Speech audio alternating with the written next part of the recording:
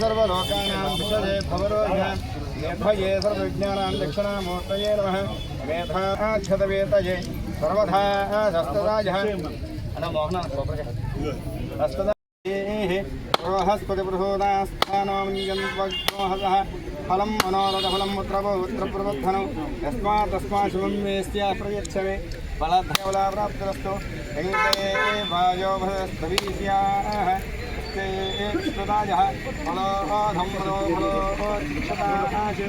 आशिष्टिच no shown युद्धो गणागणः शोभनश्च दशनीनां स ईशहस्ते ईश्वरसङ्घर्वसे सद्वस्त्रस्थास्ते इन्द्रो गणेन संवत्सरत्सवबाहुसिद्योर्ध्वजं madam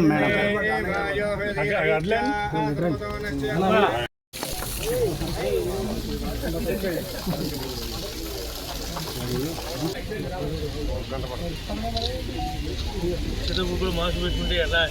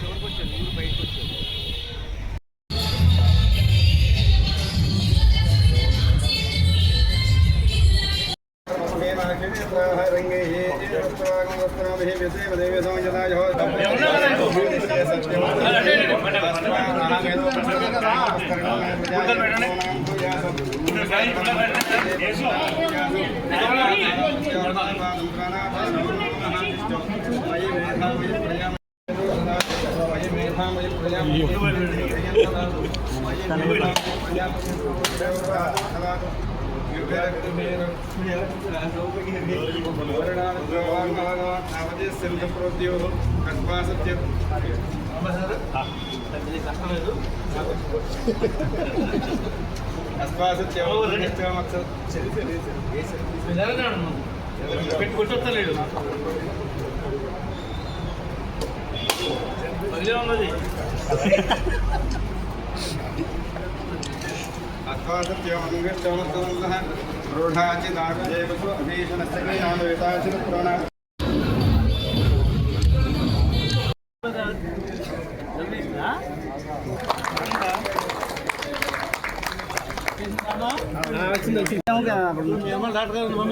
doctor గారు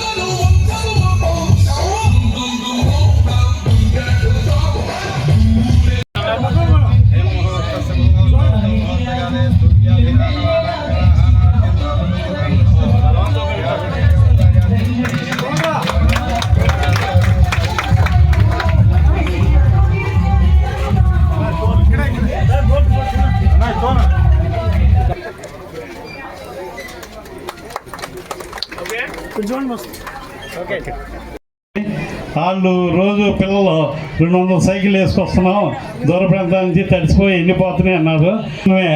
ఈ గ్రౌండ్ అంతా గ్రామంతో లెవెల్ చేసి వాళ్ళకి మరి 10 లక్షల రూపాయలతో నిర్మించడం జరిగింది. మరి ఈ కార్యక్రమాలన్నీ కూడా రాంబాబు గారు కొమ్మరెడ్డి రాంబాబు గారు ట్రస్ట్ తరఫున 10 లక్షలు ఆయన కట్టడం జరిగింది. మరి అలాగే పూర్నూరు ఏలూరు మరి తెలంగాణ లో చాలా బిల్డింగ్కి మరి డొనేట్ చేసే కుటుంబ సభ్యులతో నామకరణ సందర్భంగా విషయాలు మీ అందరూ తెలియజేయడం జరుగుతుంది. అందుకని ఈ ఓపెన్ చేయడం జరిగింది. మరి ఇప్పుడు సభా కార్యక్రమాన్ని నడిపించడంగా కోరుతున్నాను.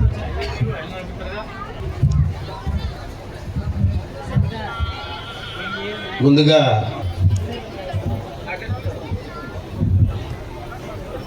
కార్యక్రమానికి విచ్చేసినటువంటి మన ఎమ్మెల్యే గారైన చింతమనేని ప్రభాకర్ గారికి, అలాగే చైర్మన్ గారైన పట్టాభి గారికి, అలాగే మన కొమ్మారెడ్డి కనక మహాలక్ష్మి బ్యాంక్ చైర్మన్ గారైన అలాగే కొమ్మారెడ్డి వెంకటరత్న గారికి, మా బ్యాంక్ అధ్యక్షులైన మోహన్ గారికి రాంబాబు గారికి, అలాగే 4 మండలాల నుంచి వచ్చిన పెద్దలకు, నాయకులకు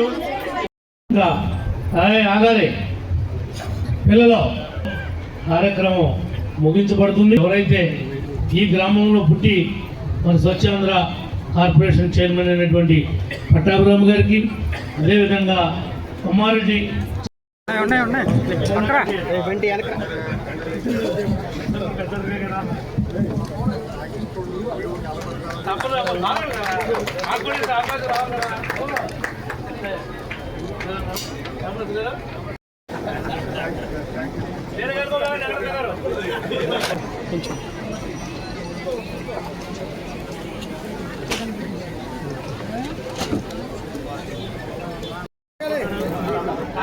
ఉంటే మాకు కుడికండి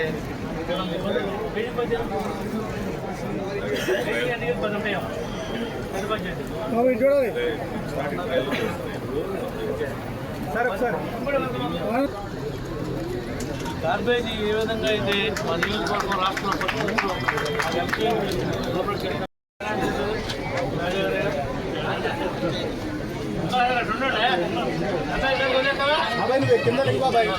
బాబాయ్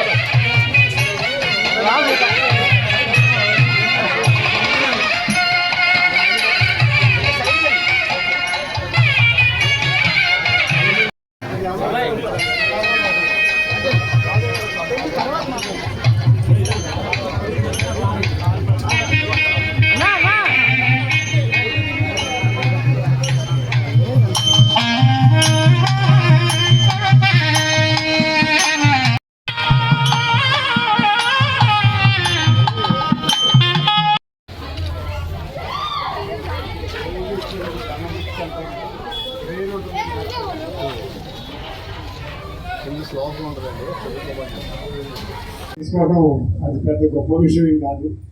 అది ఇవాళ నుంచి మొదలెట్టింది కాదు. ఎప్పటి నుంచో ఊళ్ళో కార్యక్రమాలకి మా ఫ్యామిలీస్ అన్ని కలిసికట్టుగా నిలబడి అనేక కార్యక్రమాలు చేసేవారు. ఇందాక పట్టాభిరామ్ గారు చెప్పినట్టుగా మా పెద్దమ్మ ఊరు సెంటర్లో కరెక్ట్గా ఊరికి నడిపొడ్డిన పశువుల హాస్పిటల్ ఉండేది, కానీ మనుషులకి సరిపడే హాస్పిటల్ ఉండేది కాదు. ఆ రోజుల్లో మా పెద్దమ్మ గారు గవర్నమెంట్కి ఉత్తరాలు రాసి రాసి రాసి వాళ్ళని ఒప్పించి గవర్నమెంట్ ఫండ్స్తో, ఎంపీ ఫండ్స్తో, ఉపేంద్ర గారి సహకారంతో ఈ హాస్పిటల్ని నిర్మించడం జరిగింది. దానికి కొన్ని ఫెసిలిటీస్ లేవని చెప్పి ఊళ్ళోకి వచ్చినప్పుడు చెప్తే, ఇలాంటి హాల్స్ కానీ ఇంకా ఏదైనా ఫెసిలిటీస్ కావాల్సి వస్తే ఏర్పాటు చేద్దామని చెప్పని అన్నాం. దాంతోపాటు ఎడ్యుకేషన్ అనేది ఎడ్యుకేషన్ అండ్ హెల్త్, ఈ రెండు కనుక మనం చక్కగా చూసుకోగలిగితే మన నెక్స్ట్ జనరేషన్స్ బాగా పెరుగుతారని చెప్పి అనేది మా ఆలోచన. అలాగే ఎడ్యుకేషన్ అంటే మాకు బాగా పర్సనల్గా కూడా మా మనసుకి బతుకునేది. సిఆర్డి కాలేజీ చైర్మన్ కింద నేను చాలా సంవత్సరాలు పనిచేయడం జరిగింది. అప్పుడు ఎడ్యుకేషన్ అంటే అప్పటి నుంచి కూడా ఈ స్కూల్కి కానీ ఏదైనా కావాలంటే మేము పర్సనల్గా అటెండ్ అయ్యి ఏం కావాలన్నా చేయడానికి రెడీగా ఉన్నామని చెప్తాం. ఇప్పుడు హెచ్ఎం గారు వీళ్ళందరూ కూడా ఉన్నారు, పీఈటీ గారు కూడా ఉన్నారు. ఇందాక నన్ను రిప్రజెంట్ చేశారు. ఈ గ్రౌండ్ ఇంత మంచి గ్రౌండ్ ఉంది కదా, ఈ గ్రౌండ్లో కోర్టు డెవలప్ చేసి మంచి క్రీడాకారులు మనం తయారు చేయాలని చెప్పని వారు ఆశ వ్యక్తం చేశారు. తప్పకుండానండి, మీరు ఏ రకమైన గ్రౌండ్స్ కావాలన్నా మీరు ప్రిపేర్ చేసుకోండి. దానికి నేను తప్పకుండా నా వంతు ఫైనాన్షియల్ అసిస్టెన్స్ తప్పకుండా ఇస్తానని చెప్పి చెప్పడం జరుగుతుంది. ఇంకా మేము ఈ ఊరు నుంచి బయటికి వెళ్ళిపోయి దగ్గర 50 ఏళ్ళు పైన అయినా సరే ఇది మా ఊరు అని చెప్పని ఇప్పటికీ చెప్పుకుంటాం. ప్రతి దానికి మేము వచ్చి ఇక్కడ నిలబడతామని చెప్పని పట్టాభిరామ్ చెప్పినట్టుగా మరొక్కసారి మీ అందరికీ తెలియజేసుకుంటూ, ఎమ్మెల్యే గారి ప్రోగ్రాం కోసం అని చెప్పి కొంచెం డిలే అయింది. మరి అసెంబ్లీ సెక్షన్స్ జరిగి తర్వాత దసరా హాలిడేస్ వచ్చినాయి. దానికోసం ఈరోజు ఫిక్స్ చేసి వారు వచ్చి వారి చేతులతో ఇనాగ్రేట్ చేసినందుకు ఎమ్మెల్యే గారికి ధన్యవాదాలు తెలియజేసుకుంటూ సెలవు తీసుకున్నాను. నమస్కారం. ఆలోచించినటువంటి వ్యక్తులు ఆ నలుగురు సోదరులు కూడా సదాశివరావు గారి గురించి ఎప్పుడు నాన్నగారు కూడా ఎప్పుడు చెప్తుండేవాళ్ళు. మేము బుజ్జల తాత గారు అంటాం. ఆయన ఇక్కడే కాదు, అటు పెదవేగి దగ్గర అక్కడ తోట అక్కడంతా కూడా అభివృద్ధి చేసుకుని రైతులకి అనేక రకాలుగా సలహా సూచనలు ఇస్తూ 10 మందికి ఎప్పుడు కూడా సహాయపడాలి, మరీ ముఖ్యంగా రైతన్నలకి అండగా నిలబడాలి. ఎంతో క్రియేటివ్గా ఆలోచించినటువంటి వ్యక్తి. అటువంటి వ్యక్తులు ఈ రోజున మనం చాలా అరుదుగా చూస్తాం. అటువంటి గొప్ప భావజాలం కలిగినటువంటి వ్యక్తులు మా తాతగారులను చెప్పుకోవడానికి ఎప్పుడూ కూడా మాకు చాలా గర్వంగా ఉంటుంది. ఎప్పుడు కూడా స్ఫూర్తి పొందుతాం వారిని చూసి.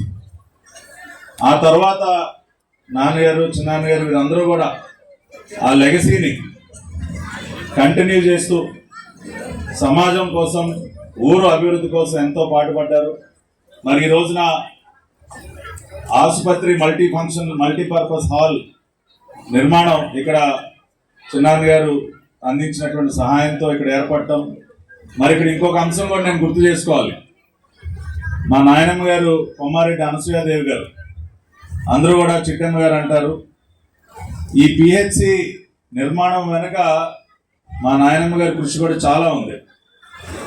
ఆ రోజున ప్రభుత్వ సహకారంతో ఈ పిహెచ్సి ఏర్పడినప్పటికీ ఆవిడ ఆ రోజున ఉత్తరాల ద్వారా నారా చంద్రబాబు నాయుడు గారికి కానీ, ఆ రోజున మంత్రులు ఉన్నటువంటి వ్యక్తులు కానీ ఉత్తరాల ద్వారా అనేక నిధుల్ని గ్రామానికి తీసుకురావటం. ఆవిడ పెద్ద వయసులో కూడా నడిచొచ్చి ఈ హాస్పిటల్ బిల్డింగ్ దగ్గర కూర్చుని ఆవిడ దగ్గరుండి ఈ హాస్పిటల్ నిర్మాణ పనులను పర్యవేక్షించడం. ఆ రోజున మేము అనేవాళ్ళం, అంత దూరం నుంచి నడిచి రావాలా ఇక్కడికి అని చెప్పి. అయినా కూడా వినేవారు కాదు. ఊరికి ఉపయోగపడాలి, ఊరికి అవసరం ఇది పిహెచ్సి, ఆరోగ్య కేంద్రం కావాలి, మనం వెళ్ళి అక్కడ కూర్చుంటే పనులు త్వరగా చేస్తారని ఆవిడ పెద్ద వయసులో మా ఇంటి దగ్గర నుంచి నడిచి ఇక్కడికి వచ్చి కూర్చుని ఆ పనులన్నీ కూడా పర్యవేక్షించేవాళ్ళు. అంటే ఆ రకంగా ప్రతినిత్యం మా కుటుంబం మొత్తం కూడా ఈ ఊరు అభివృద్ధి కోసం, ఊరు మంచి కోసం పాటుపడినటువంటి కుటుంబం. మరి నెక్స్ట్ జనరేషన్గా నేను, నా తమ్ముడు సిద్ధు కానీ, మా కజిన్స్ మేమందరం కూడా ఎప్పటికీ కూడా మా వంతు సహాయకారంగా ఏదున్నా కూడా ఆ సహాయాన్ని అందిస్తాం. పోతునూరు గ్రామాన్ని ఎప్పటికీ కూడా మేము మర్చిపోలేము. మా చిన్నతనంలో ప్రతి సంక్రాంతి సెలవులకి మేమందరం కూడా, అన్నదమ్ములు అందరం కూడా ఇక్కడే ఉండేవాళ్ళం. ఇప్పటికీ కూడా 100 సంవత్సరాల క్రితం నిర్మించినటువంటి మా ఇల్లు ఇంకా ఇక్కడే ఉంది. 1924లో కట్టినటువంటి ఇల్లు.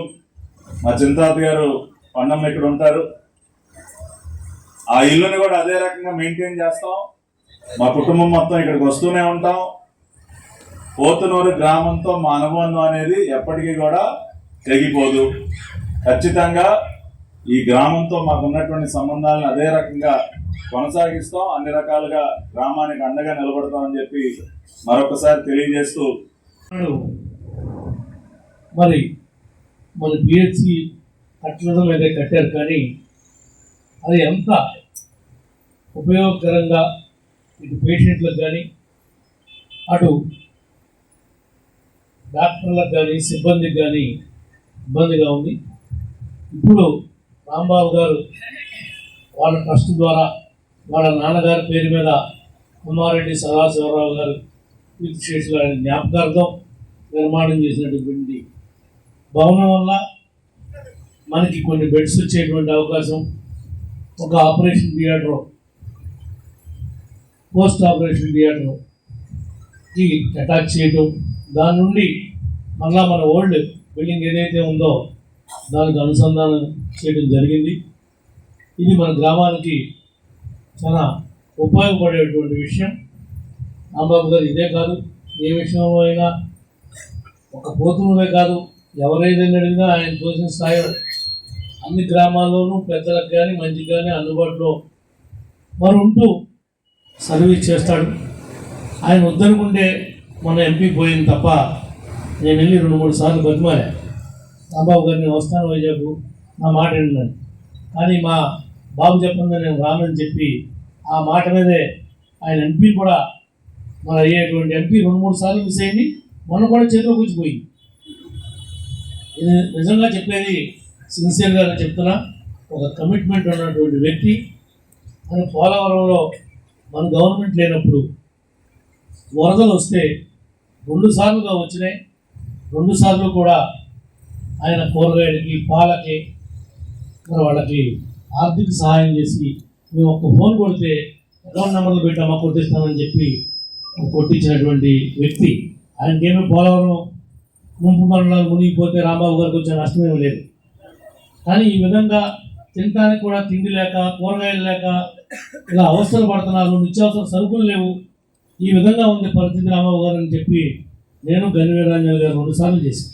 ఒకసారి కాదు, 2 సార్లు ఫ్రెండ్స్ వచ్చి 2 సార్లు ఆయనే మరి వాడి పోలవరంలో ఉన్నటువంటి పేద ప్రజానికం యొక్క ఆకలి బాధనే ఆ 2 రోజులు 3 రోజులు మేము తీర్చగలిగామని చెప్పి కూడా మీకు ఈ సందర్భంగా తెలియజేస్తున్నాం. ఈ యొక్క పిల్లల యొక్క సైకిళ్ళు కాలిపోతాయనే ఉద్దేశంతో షెడ్ వేయలేదు. మా రామప్రసాద్ గారు సైకిల్ కాలిపోతున్నాయి అన్నాడు. అది వేసినటువంటి ఉద్దేశం వాళ్ళకు ఉన్నటువంటి టైర్లలో ఎండకి ప్యాచ్లు ఉంటే కనుక కరిగిపోయి సైకిల్ ఉన్న తోసుకెళ్ళే పరిస్థితి ఉండదు రోజు అనే ఉద్దేశంతో వాటికి నీడ అనేది ఏర్పాటు చేస్తే అవి పంచర్లు పడవు, అవి మళ్ళీ ఏ విధంగా అయితే స్కూల్కి వేసుకొచ్చాడో ఆ విధంగా ఇంటికి స్కూల్ వదలంగానే తీసుకెళ్ళడానికి ఉపయోగపడుతుందనే ఉద్దేశంతో మరి ఎక్కడా కూడా అడ్డు లేకుండా చుట్టూతో వేశారు దాన్ని. ఒక ప్లానింగ్గా మరి దానికి ప్రత్యేకంగా అభినందనలు తెలియజేయాలి. హెచ్ఎం గారు, పీఈటీ గారు ఉన్నాడు, మరి ఇక్కడ గ్రౌండ్ తయారు చేయాలి ప్రభాకర్ అని మరి మీరు మాట్లాడకముందే నాతో ఆయన చెప్పడం జరిగింది. తప్పనిసరిగా మరి ఒక వాలీబాల్ కోర్టు, అదేవిధంగా ఒక షటిల్ కోర్టు అంటే విత్ నెట్తో కాక్ కూడా బయటికి పోకోకుండా కొడితే బయటికి దాంట్లోనే లోనపడే విధంగా ఇప్పుడు లేటెస్ట్గా క్రికెట్ చిన్నపిల్లలకు ఆడేటువంటి ఉంది. ఖాళీ ఉన్న టైంలో స్కూల్లో అవసరమైన దాంట్లో బయట పిల్లలు వచ్చి కూడా క్రికెట్ ఆడుకునే విధంగా కూడా తప్పనిసరిగా రాంబాబు గారు కలుసుకుంటే ఏర్పాటు చేసి వెళ్తారని చెప్పి కూడా సంక్రాంతి లోపే మీకు అంకితం చేస్తారని చెప్పి కూడా మరి మీకు తెలియజేస్తా ఉన్నా.